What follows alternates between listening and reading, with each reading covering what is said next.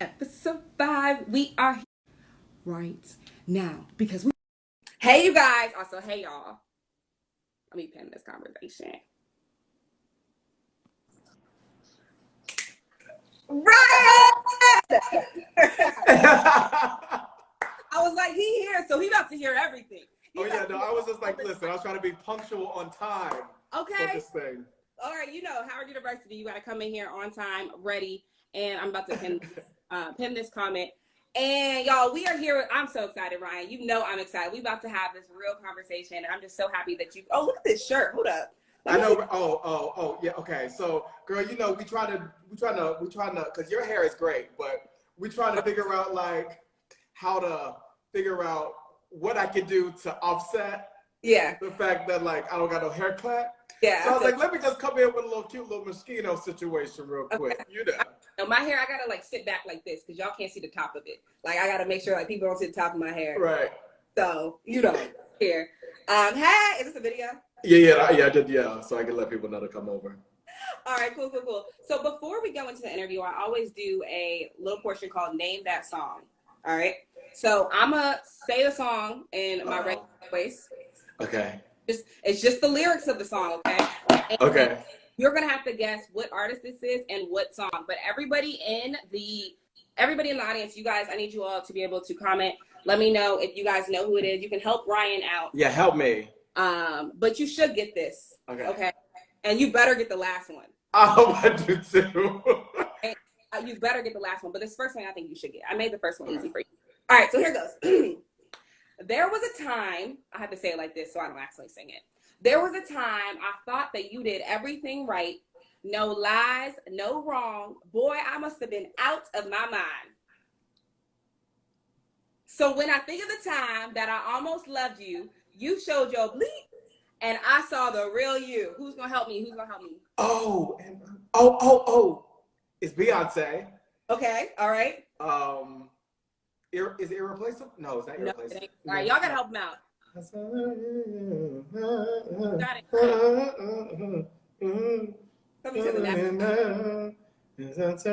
What the hell is that song? There we go.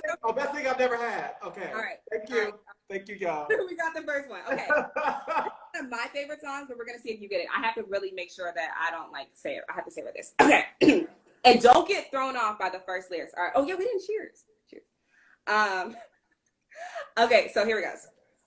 We belong together, and you know that I'm right. Why do you play with my heart? Why you play with my mind? Said we'd be forever. We belong together, and you know that I'm right. Why do you play with my heart? Why do you play with my mind? Oh, somebody already said it. Is it End of the Road? By who? Boyz II Men. Oh yeah, of course. Okay, all right. Thank y'all out there that's doing the thing. I was about to say Mariah too, whoever Celebrity 3 is. I was like, wait, what? Yeah, no, that's how I was like, he's gonna get thrown off by that first one. All right, so this one, I need you to listen clearly because I actually want you to finish this line. Okay. All right, and all of my Howard folks, y'all. Okay. Oh goodness. All right. All right. And I love it when your hair's still wet because you just took a shower. Running on a treadmill and only eating salad. Sounds so smart, like you graduated college. You went to Yale, but you probably went to Howard. Knowing Howard. Howard Hand. Howard Hand. Oh my God, I'm so mad. Oh, we got some. Okay. Drake, and what song is it? My Drake fans. No, I know this. It's Crew Love, right? Mm-mm. No. Oops. And Drake. Feel wet because you just took a shower, running on a treadmill, and only eating salad. Howard. Yeah, but Bird went to Howard knowing you. I'm the best. No. I'm so proud of you. You're close. It's Make Me Proud. Make Me Proud. Okay. Shit. I'm sweating over here. It's okay. So this interview is not about them. It's all about you. And that's what we're going to be doing. So now all your questions are going to be about you. And hopefully you get those right? Yes, I hope so. All right, Ryan. So like I said in the bio before you came on here, Ryan is a Howard University alum. And he's a proud Howard University alum. All right? Proud. There. your Howard colors, your Howard sweatshirts. But take me through that moment when you decided that you wanted to go into fine arts, because you've been acting since you've been in the world of art since you were 5, correct? Yeah, correct. All right, so talk to me about that moment when you're like, I want to go into arts. So I started out dancing. I took tap dance first. My mom put me in tap dance because she said I didn't have any rhythm. So it was like, that was the first thing that she put me in. On top of the fact that I was playing football at the same time, you know? So that was my first introduction into like the arts, which was dance. Yeah. Then shortly thereafter, you know, my mom had met this gentleman that was my stepfather. That was like coming to my football games, would never come to my dance recitals. And so, you know, for me as a young child, it's just like, I want all the support, like love me, you know, love me. And it just kind of chipped away at me to the point where I stopped doing dance and just was doing sports altogether. So fast forward to about 12 years old, what did I do? I was like getting to the point of like, not playing football, and I didn't want to play football anymore. Like it got so bad that I used to hide my pads. For anybody that knows about football, I used to hide my pads inside of the lining of like the box mattress underneath my mattress, just so I didn't have to go to practice.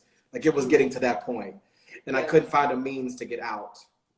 And then shortly thereafter, when I was 14, I knew I wanted to do theater. I knew I wanted to do something with theater. So I was thinking, okay, well, I haven't been fortunate enough to go to a fine arts program and train.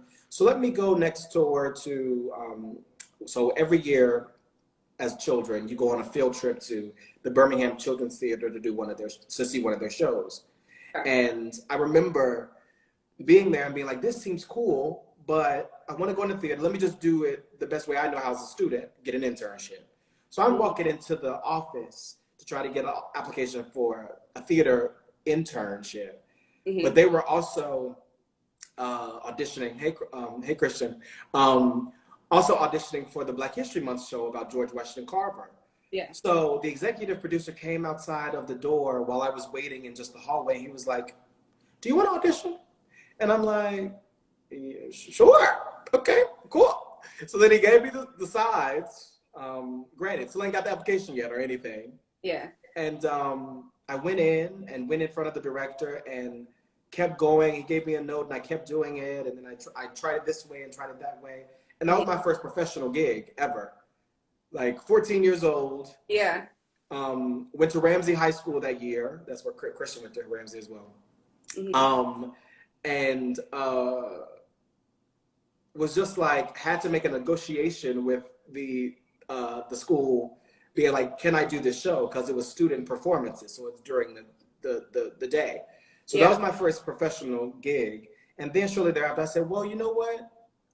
I met some beautiful, beautiful actresses, like bomb-ass Black women that helped me, like coached me to get into to audition for the fine arts program at my high school. So, you know, and Alabama School of Fine Arts has had alum like myself, Laverne Cox, Adriana Alexis, who was on Empire, and she was on that movie with Gabrielle Union, whatever movie. Breaking In and all that stuff, and you know, a bunch of dancers and a lot of people. So it's produced a lot of folk. So my high school years was not really high school. It was like, it was a boarding school, you know, people could live there. Yeah. So I was under the impression that I was preparing for my trade, preparing for my profession. Gotcha. To the point where when I left out of the school, granted, Black people made about 30% of the school. So I wasn't thinking about any type of HBCU, to be completely honest. I was not thinking about anything. Until I was thinking about Carnegie and Juilliard and, like, you know, CCM, you know, the hoity-toity conservatories. Yeah. But I was I'm very close to them. I'm so glad, so thankful that my grandparents, my paternal grandparents, and my mom forging that relationship, because again, me and my father was estranged because he left early. Yeah. So having her step in and having me have a relationship with my grandparents really saved me, because they were like, well, why don't you consider an HBCU? And I was like, well, if I'm gonna go to an HBCU, I'm gonna go to the best one. And then I did my research, and I was just like, Debbie Allen, Felicia Rashad, Donny Hathaway, Roberta Flack, Anthony Anderson, Raquel Robinson, Lynn Whitfield, you know, just like the list goes on. And or Jesse Norman, like, you know, it was one of those moments where I said, well, damn, the people that I'm looking on TV and seeing in movies, Taraji, and I'm seeing these people and I'm just like, wow, they all came through this space. Yeah. Wait, what was I thinking? Yeah. So then it turned into getting into Juilliard and getting into Howard and having to make the decision. And I believe I made the right decision. So, you know, HU, that's pretty much, you know, like that I really truly believe that was the reason why I got Pose. And we can expound upon that a little later, but it's where I found me. Like, I think what is so beautiful about Howard and every historically Black college and university is that it instills personal growth in finding and cultivating who you are. To where a point where if you know that, then you can do anything. You know, you can embody any type of role,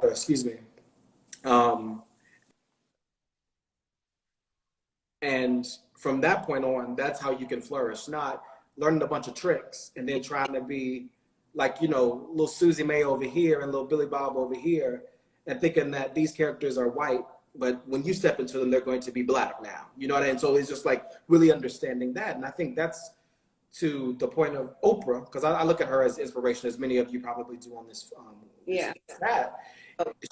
The reason why she is such a phenomenal everything and phenomenal actress specifically, to be able to like mix and mold herself into the fabric of these characters is the fact that she's done the groundwork to find out who she was, who she is. So I think I got the best type of education in regards to that. On top of throwing me, you know, give me Shakespeare, give me Chekhov, give me TV, you know, like it's allowed me to be able to be more versatile because, again, I know my worst attributes and I know my best attributes. June Ambrose just okay, she just messaged me. That's crazy. All right, but dude, you know, it's. I'm just extremely happy that I chose Howard because I would have probably been a little selfish ass prick and an arrogant prick if I went to any of those other schools. Like I got my wings clipped. I was humbled down, boots there. June, yes. And June, oh yes, June. I see that you. Yes, hey June. I just saw your DM, girl. You here? What's going on? And so for me, let me see what you asked me. But you know, see, you know, you can't be having these lives and people be on it. Like I see that you're not doing anything. I know you're in quarantine. He's gonna respond. Right. So it humbled me and it just it taught me how to make lemonade out of the bare minimal. You know, and to be in control of my own destiny, which it was no crystal stair going to Howard. I started out as a musical theater program, got kicked out of the musical theater program and got transferred over to acting because I was not focused. And shortly thereafter, really was finding out how to become an artist. You know, I came in a little arrogant, little thing, because I went to this performing arts high school. I'm already equity. I done did professional work. All the things that you can think of that, you know, some, you know, little insecure young man didn't know how to navigate with everybody else now looking like him. And now it's not about you just being Walter Lee and Raising the Sun because you are the only Black kid in the program. Now it's like, now you actually have to dig deep and dig into what makes you and what makes you unique in this world. And I think collectively, not only in fine arts, that's just a whole thing that Howard does specifically. It tells you to look inside and find yourself through that. Plus, it teaches you how to hustle too. So, you know, So let's talk about that hustle that Howard instills in you. Because you went to New York City. I mean, once you graduated from Howard University, you went to New York City with $50 in your pocket. $50, girl. $50. $50 in your pocket, and you have been working ever since you touched base into New York. But talk to me about that hustle. Talk to me about those times where they were hard, but that time at Howard or whatever you've experienced, it made you want to, okay, you know what, I'm going to keep pushing. I'm going to get there. Because 2 years after you graduated from Howard University, you were on a television series. Yes. on it. I know. Oh God, no. But And you were okay, abroad 2 years after. I know. That's the crazy thing. It really is kind of surreal to think about 2 years out of the gate. So I graduated 2016. For all the people that did know that I went to Howard, I went to Howard. I did the whole thing. You know. But I graduated May 7th, 2016, and I was at home for a month. You know, I got all this, you know, this cute little graduation money. You know, going out to eat, going to see my friends, all that. To the point where by the time I heard that voice, and I believe that it was baby Jesus, being like June 7th. I just remember hearing June 7th. And I was just like, why June 7th? What is this about June 7th? And I was just like, well, that would be like a year, a month out of school. And I just need to go move in this interim where I know, you know, summers in New York is kind of like the best time to move there, because when the fall hits, it's just, you know, it's crazy. You know, it's a moving train that you cannot get off of. Hey, Clark. Oh, my God, my friends.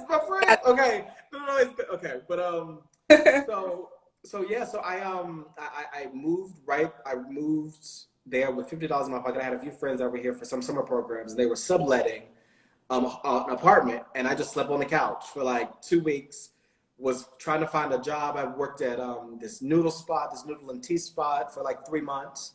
And then I auditioned for this play called 6 Degrees Separation. Now, 6 Degrees Separation is a play, but it was also turned into a film that starred Will Smith and Stockard Channing and all these brilliant people. And it's about this black con artist. He's the only black person in the thing. So I'm sitting there preparing for that in DC. And I'm just like, you know what? Let me go on IMDb Pro. I still got my Howard EDU email address. Let me do this thing where on IMDb, you can like go on IMDb Pro and it gives you a free trial for like a month. So, for a month or a year, whichever one. I think it's like 30 days. But 30 days. So I was just like, let me go here, see all the people that's in my lane, the Jeffrey Wrights, the Chadwick Bosemans, the Spike Lee, who else was I looking up their representation? I was finding everybody's representation and directly messaging the agents. You know, like I was just, just before this is way before getting my agent and getting my manager. This is while I'm doing a play.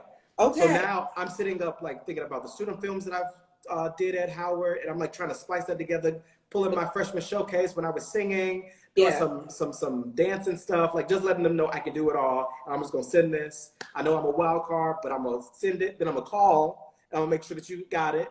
Like, and I think that's what Howard instilled in me, when those moments of going to the financial aid building, calling, being on hold, being like, you know, waiting, doing all the things to get into any type of organization, and just being able to just be there and be privy to, nobody's going to take this opportunity but me. I'm going to figure it out. And my mantra for my life is no risk, no reward. I have a tattoo right here in Hebrew. And that is essential to who I am and what I am. It's always about persistence. So I remember, I think I still got the list. I think probably like 30 agents. And there was one that when I was in high school, I did a Actors, Models, Talent for Christ, AMTC, that talent convention. And the next, like, they give you a callback day, then they give you the next day to like talk to folks. And I'm from Birmingham, Alabama. A few celebrities that are also from Alabama, Jordan Fisher, who was on Rent Live and Grease Live, and he's now in Dear Evan Hansen. We grew up together and we did theater together. And I saw his agent sitting right in front of me at this talent convention when I was in 10th grade in high school, and I was in Florida. I said, hey, you represent Jordan Fisher. He's a good friend of mine. She told me to sit down. And then we talked, and that kind of like spurred into like, she'd send me something every now and then, and we'd figure it out. Now, fast forward to me being out of school, when I'm sending out emails, I'm like, wait, let me contact her. Let me see if this can work. I contact her, I call her, she remembers me. She was like, oh my God, I've been following you. I followed up every year while I was at Howard, like, hey girl, the power of the follow-up. I followed up like, hey, Merry Christmas. I'm in my sophomore year. Hey girl, I'm in this play right now. Oh, I can't wait to be out in LA doing whatever I need to do. just making sure that she knew every year that I was still coming for her. Mm-hmm. And then, so I send her the email. I'm doing the play now. And you know, I call her. She says, okay, I can't really promise anything. You know, you're new. And you know, the agency that I'm with, they don't do submissions. They just do referrals. And you know, I loved when I met you, but it's been so much time past. I'm like, okay, girl, well, listen, I'm gonna send you this video. You just look at it and you just tell me. I knew that when she looked at it, she was gonna be like, oh, there's something here. Mm-hmm. She didn't look at it for a month, well, 2 months. Fast forward to me doing the play. And I'm sitting on the metro in DC. Shout out to WMATA. Work you out, girl. I'm sitting there on the train. I'm just like, you know what? Maybe she didn't look at it. Because I'm pretty sure that if she looked at it, she would have been calling me. Mm-hmm. So then I emailed her. I was like, hey, just wanted to check in. This was around November. She's like, oh my God, I forgot. I'm watching it now. And then 10 minutes after, she said, oh, I'm connecting you to the New York office. So then I'm about to get done with this play. I'm about to go back to New York. Now I got like a cute little apartment, you know, with people because I worked, you know, and made, you know, saved my money. And 2 days after that, I'm in the office at Abrams, and I get booked. I mean, I get signed the following day. Mm-hmm. So now this is right, and then my contract comes March. And then I'm thinking like, okay, Hamilton's going to be my way in. Hamilton's going to be my way in into the world at large. You know, this is around the time that it was huge. It's still huge, but it was huger. And I was just like, okay, well, I'm going to do that for a cute little year and a half, then keep auditioning and doing all this stuff. No, God said something else. So it was between Hamilton and then my agent sent me a script called Pose. And I'm reading the script like, this is some crazy shit. What in the hell? Because for a lot of people that don't know, the script really changed a lot from the initial script that they sent out for people to audition with. Damon was a sex worker. It was in a different time period with like Studio 54S. It was like not end of the 70s, so right at the end of Studio 54. He was just like, you know, he was what's that thing called? He was still, you know, a street kid, but just had a little bit more gruff. There was no type of talking about him, you know, really being a dancer. He had dance aspirations, but he was just trying to live. It was just a gritty ass script. And so I'm reading it like, okay. Somebody wise once told me do things that scare you. So I was like, okay, well, sure. Let me just jump in. So the audition scene that I had to do in front of the casting director was the scene, if everybody has watched it here, was when I'm dancing in front of Blanca, which you actually used in the little blurb to let me know. That was the audition scene. And it was, you know, so it was just like, you know, some of the stage directions was, he's dancing to Janet Jackson's When I Think of You. So, and this was right after the time where, you know, Hamilton is going on. So Leslie Odom Jr. has this beautiful book. And, you know, he's doing all these interviews about risking it all in these auditions when he was doing Smash, when he was doing TV and film. Because he was just like, hell, I know I'm talented, but I don't know what the fuck I'm doing. So let me just risk it all. So I was sitting there like, okay, I know that this young man is gritty. I know that he's a street dancer. I know that he's just poor. So I came in there with like holes and sweatshirts or torn off, you know, like, you know, little joggers, little Nike joggers that were cut off, looking toe up. Like you was on the streets. Like I was on the street. And it even did makeup and stuff, you know? Yes, coming character. And it was, and I did it, and I brought my phone in, put When I Think of You on the phone, off to the side, you know, was dancing, doing whatever I need to do to create the opportunity for myself. And I think that is so paramount when we're talking about how we are setting ourselves up for what is to come. We always have to be one step ahead because, you know, like you never know what they're looking for. And quite honestly, I ain't had nothing to lose. I'm a new baby coming out of school. I'm getting this opportunity. Let me just do all the best that I can do. Yeah. So 2 days after, my manager texted me and she's like, check your email, oh my God. So then now I'm getting ready for the producer session with Ryan Murphy, the FX team, all these other stuff. And I'm just like, wait, I could have sworn Hamilton was going to be the way that I got here. Not the other one, not TV.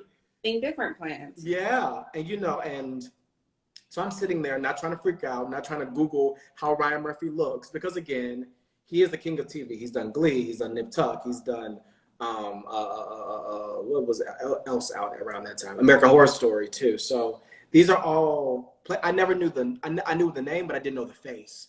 So if I was like, no, Ryan, don't look, don't Google, don't see, because if you see him, you're gonna freak yourself out, and you're not gonna show up. So I just like went in and just went straight to the work and said, listen, I'm a theater actor. I've never done TV in my life. I've done classes. I've been, in school for acting. We had TV, act for TV, but you can't really teach acting for TV.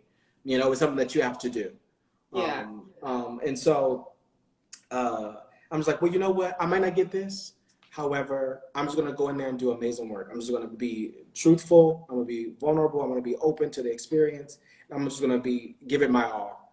So I get there, and Damon was either going to be a light-skinned boy or a dark-skinned boy, because there was only 2 of us in the room, and I was thinking there was going to be 5 of them, 5 or 6 people in there, Damon galore. But it was between us 2. Yeah. And I go in there, and the second scene that they gave me the days before was the birds and the bees conversation between my character and Blanca in the first episode. And I did it. Ryan gave me a note. He said, find the humor in it. And I was like, oh, this goes back to what Professor Ruffin told me about everything. Every monologue, every scene, find the fucking humor. So I'm already ready. I'm already capable with what I've gotten to come in here and do. That's it. Because I was vulnerable, ready and able and open. Did it.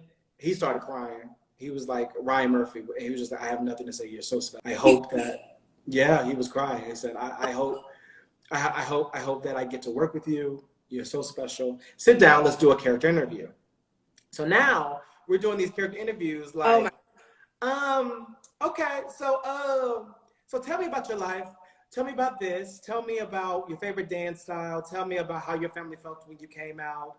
Whatever. And then they got to, and I'm answering them like boom, boom, boom, boom, boom. Then Stephen Canals, the co-creator, the one that had brought the script to Ryan, asked me about Howard. He asked me, so what does Howard mean to you? He asked about Howard. Okay. Yeah. And I don't want to get emotional now, but wow. I believe that was the reason. And he's told me this in excess, because he was just like, the way that you were so emotionally invested in when you talked about Howard, how just sensitive that space and that ground was for you, that's why you got the job. I mean, the work was great, but it was just like, if you could access your center and your vulnerability like that around an institution, something that is outside of you, that's Damon. And that's why I always go hard for Howard, because it is the place that I found me. Yeah. There was spurts of happiness and joy and things prior to Howard, right? Like little nuggets that helped me keep me on the journey. But when I got there, it just felt like, wow, I'm learning. I know that these are not only theater practitioners, but these are mentors when I leave up out of here, which I still call everybody. Even when I'm in DC, I get a voice lesson. I try to connect with everybody that's in that realm, because go back there and you speak at the school, like absolutely. Because for me, I wouldn't be half of the man and half of the young man that I'm growing to be an artist if it wasn't for that place, because it taught me how to find power in myself. From power that I thought was taken away from me, but it was just hid deep inside. It needed to be excavated out of all of that trauma. And then also it's just put me in a position to not take shit from anyone and to always stay humble to the work and love on that. So I just want to encourage it. So that, I mean, Howard is the reason why I got my job. That's all. That's all the reason. They even tell me, even now when I'm on set, well, before quarantine, I hope everybody's staying safe. Hope you staying safe. Yeah, I'm here. Let's stay here. And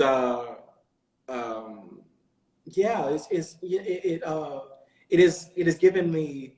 I mean, my first job is with such a prolific showrunner and a prolific man, and like making content out of the ass, like everywhere.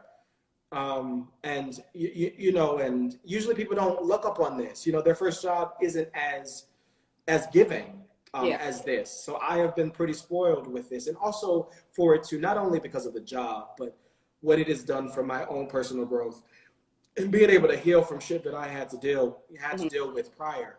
You know, like being able to sometimes flip in those pages was the first time I'm sharing this with anybody outside of myself and my family. Okay. And then now having to do that on television, and then now it's liberating other people. There's so many different layers of situations that's happening in that moment. Like, wait, I ain't even talked about this. You're like, I haven't talked about this with anybody. Now I have to bring light to it. And on TV, you got to tell the truth, the whole truth, and nothing but the truth.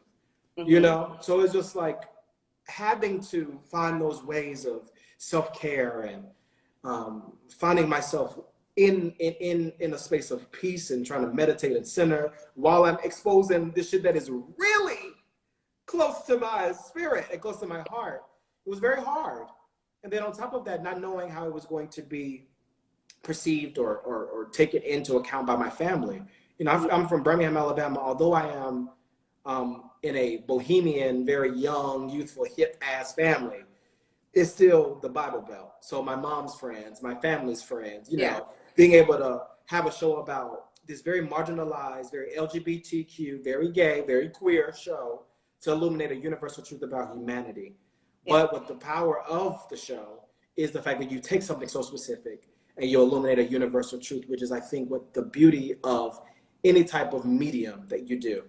No matter if it's TV, no matter if it's long-form journalism, no matter if it's medical arts, however you find your way in that, it can liberate somebody else.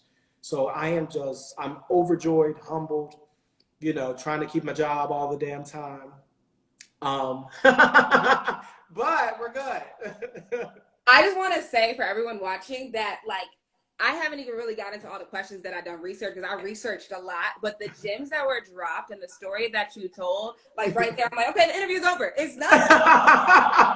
Like, everyone, like, no, we've already talked about it all. But like, just like the gems that were dropped. I mean, I did a lot of research, and we gonna get into these. No, I know you did. That's why I want to see. I want to see what it is. Get into these questions, but it's just the fact that your journey and how proud you are of to go to Howard and to have gone to Howard and to share that with so many people. Because oftentimes people talk about HBCUs and they're like, okay, you're going to go to HBCU, you're going to go to a black school. How is that going to help you in the real world? And you went into that, and you've gone out there and you literally got your job on a television show that is making history, that is nominated for Emmys, that has won Emmys for these actors, for some of the actors on the show. Like, and you got it because you went to Howard, and that private hustle and going out there with $50 in your pocket and emailing. Like, there's so much that is involved in that, and just like it just speaks as a testimony to HBCUs, and then also like who you are.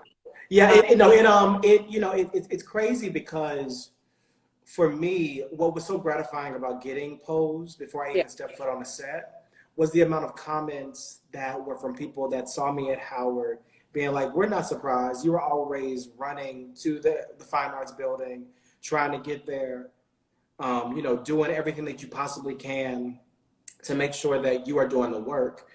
And we're not surprised. Like, it was a matter of time. And, for me, that speaks volumes more so than any type of like job, because again, the job is temporary, but the purpose is forever. And, like, I think when you understand, when you understand your why and the reason why you're doing what you're doing, no matter what medium. I just got done reading Elaine Weddle-Roth's, the former editor-in-chief of Teen Vogue, the first Black one to ever do it.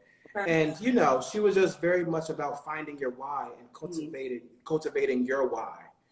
And I've always said that, but it was put into terms that I think really, really revolutionized that for me, because I was just like, yo, how I've showed up before this with my friends, with folk around me, with people that have seen me at my worst and at my best, and still know that I knew the destination. Maybe the variables getting there, I was a little confused about, but knowing that it was always on the horizon. And I have to read this quote by Ayanna Van Zandt that's in the book chapter 13 of More Than Enough. I'm going Yeah. to do a shameless plug, but she says, and I quote, because I was just very, very impassioned by this book. She said, "It's time for you to move, realizing that the thing you are seeking is also seeking you." Again, it's time for you to move, realizing that the thing you are seeking is also seeking you. And that is something that one of the interviewers with Oprah, man with locks, I don't know what's his name, but black man, was talking about, not about law of attraction, because that seems very much like you're trying to seek validation from something outside of yourself. Yeah. But raising your vibration to the point where everything magnetates towards you, all of the purpose, all the things that you're supposed to be getting, comes from what work you're doing within yourself, not outwardly looking for someone else. Yeah. So, for me, it has been really, really, it's been surreal. Yeah. It has been surreal. I can't even lie, like being able to deal with the things that I'm dealing with, but also understanding that nobody ever teaches Black people how to deal with success. Ooh, okay. We're always taught to get ready for the no, or get ready for the how to handle rejection. Yeah, how to handle rejection. But when you have that one yes that is now turning into infinite yeses, nobody really prepares you for that. So the psychological wherewithal, so it's very clear about just understanding, like, whatever your centering practice is, children, get that thing together right now and keep cultivating that, because when it does happen, the train just keeps moving. Billy Porter says it all the time. He's just like, child, it is just, sometimes I can't even see what's going on. And it's very much like, and even knowing him with, him getting bomb-ass Emmy, also knowing that is something that kind of just like ripples out of just like, it's just moving full speed ahead to the point where this has actually been so therapeutic and cathartic being here at home. I want to bring up Billy real quick, because you just brought him up. But I interviewed Billy on a red carpet, and I asked him about this. And he said to me, because I want to make sure I say this right. I've never heard this. Okay. Right. So one thing about Ryan is that he comes with the demand that you must be respected, not only for your art, but your sexual orientation. And so he said, when he started off in the industry, he's 50, you're 26, so you just turned 26. All right, Pisces. Yep. When he came out of this industry, it's like, people oftentimes, when it comes to Black people, it's like they want to respect you for your art, but they want to forget about those other things, right? So he, who did he mention? He mentioned Langston Hughes. Like, we want to respect him for his art, but we won't forget about the other stuff. But when you came into this industry, you said, I'm going to be me, and y'all are going to take me for me. Yeah. Can you talk just about, like, being able to make that choice and being able to speak your truth? Yeah. Having all these people look up to you, because there's plenty of people that are in these comments just talking about, Ryan, I look up to you. Thank you for sharing your story. Being that you are that staple, that pioneer that has paved that way, and having people before you, like Billy, just said what an Emmy, speaking so highly of you and what you're bringing to this art. Yeah, I always kid that Ryan Murphy outed all of us on Pose, because the selling pitch before they saw anything was like, largest LGBTQIA cast in the world. So it was just like, blast it right on there. Just blast her. Some people were even just like, Ryan, because they were like, Ryan, are you trans? Like, because it was, because the press release was just like, it was just so glaring that they were giving out first of this, doing this. And I've always been, I've never been, since Howard, I've never been how can I say this? I've never been ashamed of being queer. Like, speaking of Langston Hughes, like for my fundraising one-man show that I wrote to get to London to study over there was about Langston Hughes, and specifically about that. Like, understanding the man and not just the speaker of the people, the poet of the people. And, I'm very interested at that, because we immortalize folk, especially, and, I deal with that even now when they get into a space of visibility where they cannot do any wrong. And I am the first to try to combat feelings of like, I'm somebody else and y'all somebody else. No, I'm completely human. Like, there ain't no barometers with that. I'm a human with an opportunity that just gave me more visibility. That's it. Opportunity. So for me, I think for me to be Damon Richards Evangelista on Pose, a young man that represents so many unsung heroes and folks that have come before me. And again, lineage and legacy is so big in our culture, but specifically when you go to an HBCU that teaches you that you stand on giants' shoulders. Yeah. And any type of person of any type of ilk, your family. Hey, Jake, what's up, Jake? Knowing that you are the sum total of all your ancestors and you are the sum total of their wildest dreams. So understanding that, you always got to bring your full self because they brought their full selves. And even now, I have to remind myself of that, reassure myself, because there's no way in hell that the Noah's Arks, the L Word, the Zane Sex Chronicles, the Girlfriends, and The Game, all these different shows that have made space for my show to be here and be present. Paris is Burning, the Ballroom Community, Laramie Project, Angels in America, all these different spaces. I know that because of them, I'm here.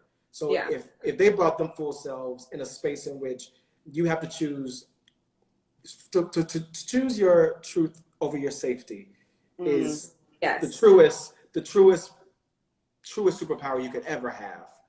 Because what that allows you to know is that you, uniquely, individually made as you, are already a power within itself, a singular power that nobody can give you,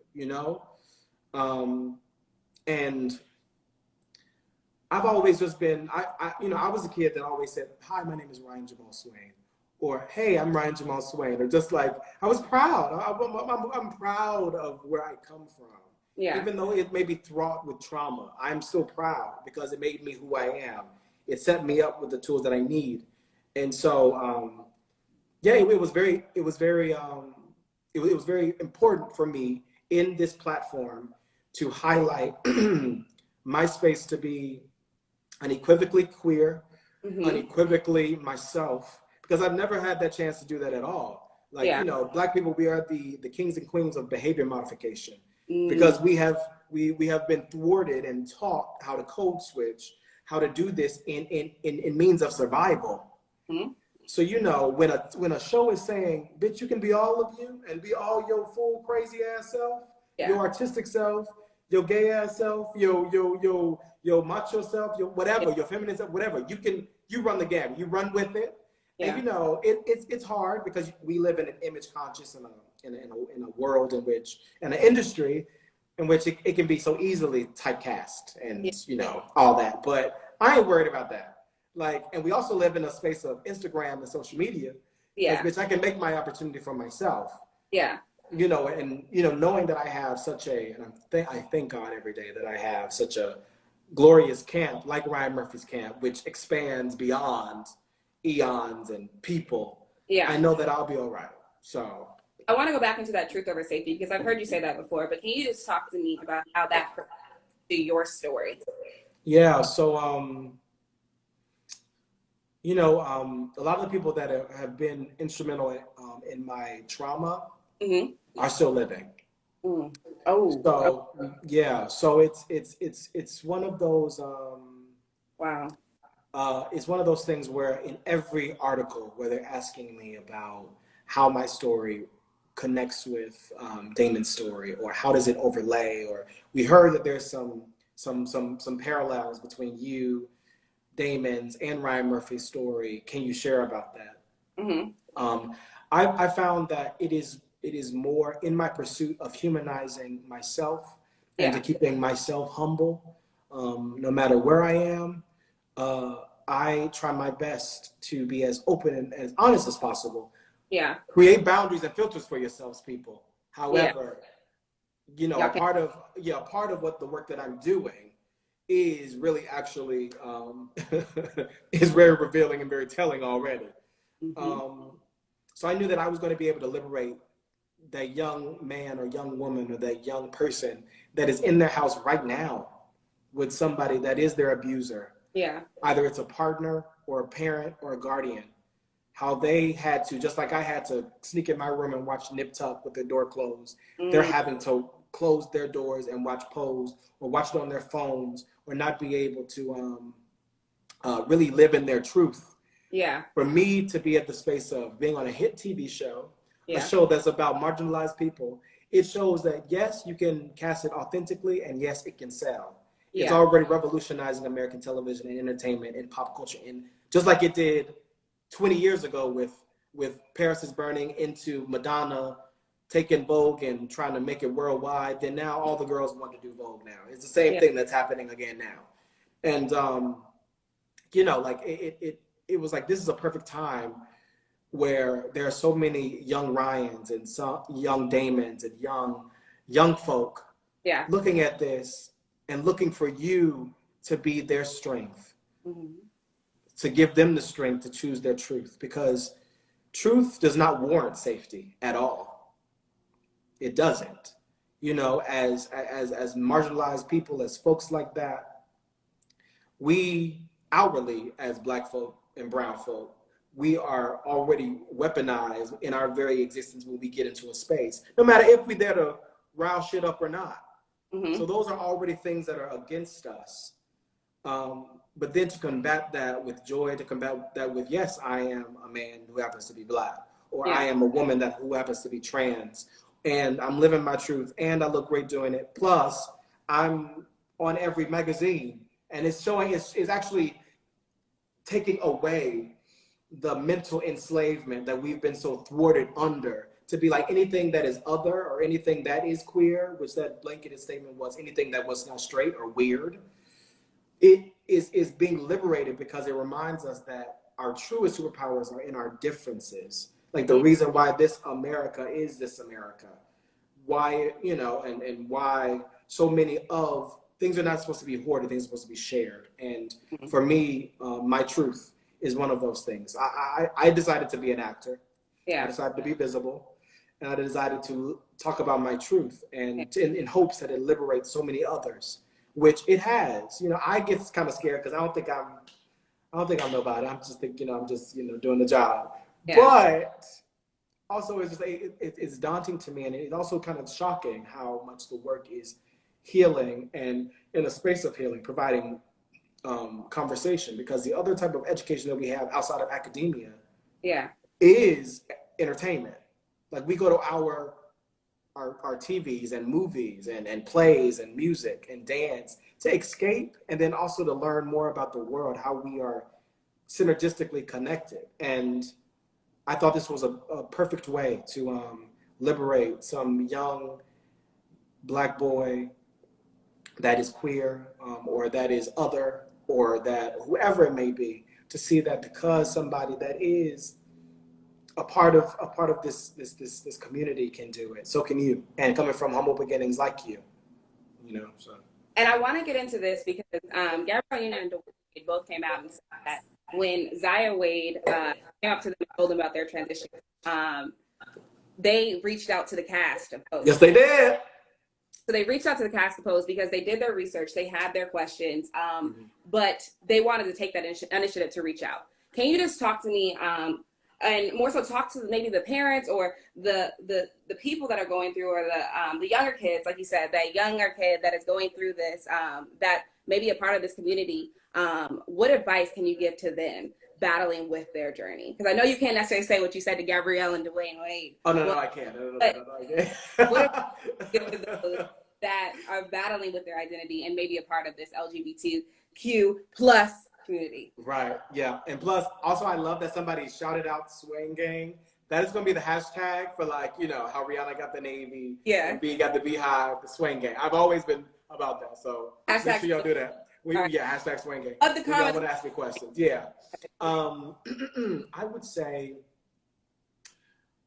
what a powerful, powerful, powerful person you are to be already thinking about how you present in this world, right?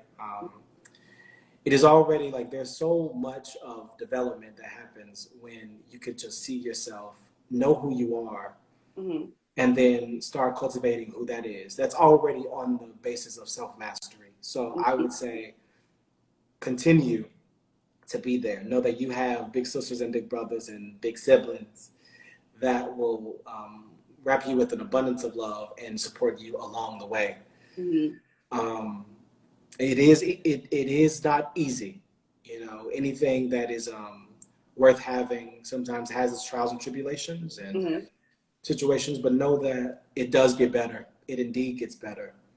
And we have been so so privileged to have these mediums of smartphones and apps and situations and hotlines where you can get help if help is not near. So I just want to say, keep going. I love you. I see you. Um, and we cannot wait to see how you leave your mark on this world, because you're going to do it indefinitely. I mean, it's a God-given, because you already are 10 steps ahead of most people on this earth to begin with, already contemplating your truth and figuring out who you are. So that's what I would tell the little babies. And then also just be like, you know, but yeah, because it's a weird dichotomy, right? Like being a child and having to deal with these big ass issues and problems and solutions that you know the world may not support. Yeah, Yeah.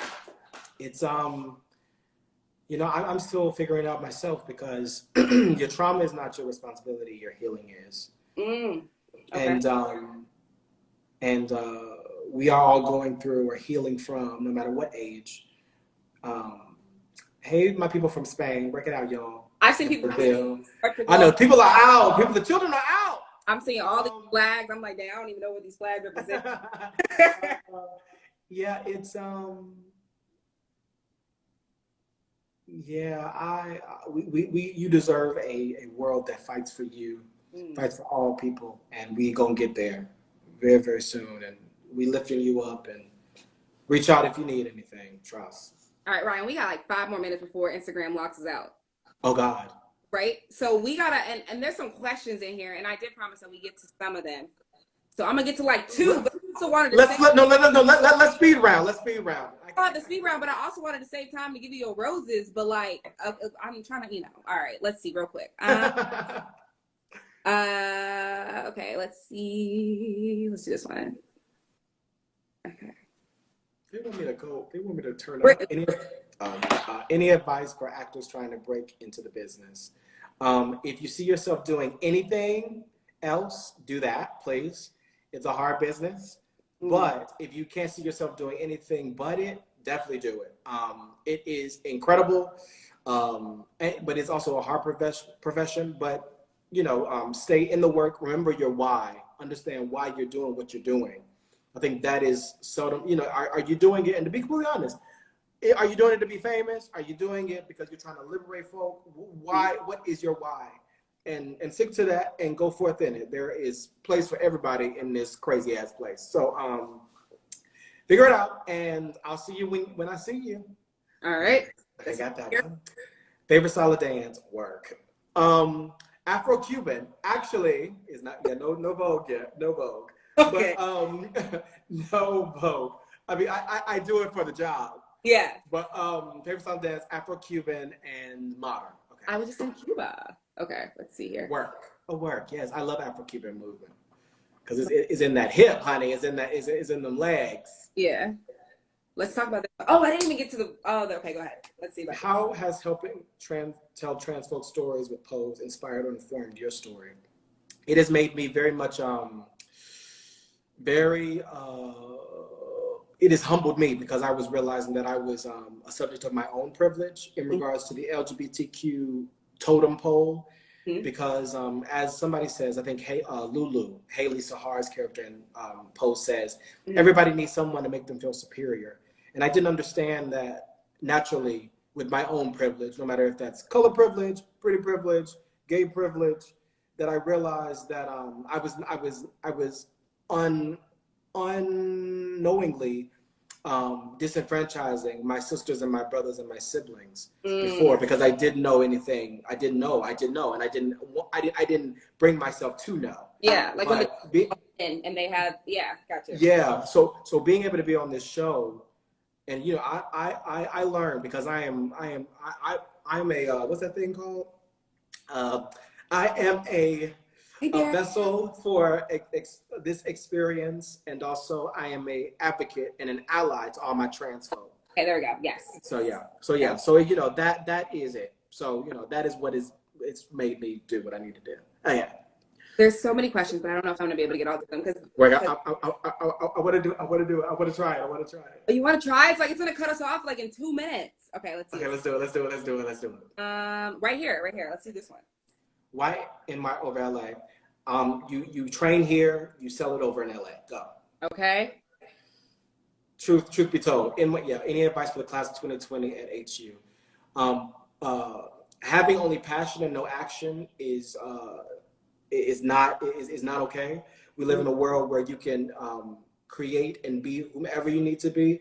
Make sure that you are always staying humble to the work, to your fellow man, and truth and service. That's essentially what it is. Truth and service. There you go. And this when can we expect the next season of Pose? Girl, we don't know. But Hollywood is actually on pause right now with this whole. Yeah, Hollywood is definitely on pause, if nothing else on pause. All right, so I gotta close this out because it's gonna shut us out at 8. But Ryan, I just want to thank you and just give you all your roses because you have paved the way for so many people, and I'm trying to do it all in a minute. And you inspire me, you inspire others, and I love you so much. Thank you for coming. I love you, Niall. Love her. Thank Y'all you. go follow Niall. Yeah. All that. Love you. Keep doing. Love you. See you on Pose season 3. Bye. Bye. All right. Thank you guys so much for watching Meet the People Live. That was Ryan Jamaal Swain. Make sure you guys stay tuned. We will be having more episodes next week. Instagram is clocking me out. But thank you guys for coming on. See you guys. Bye.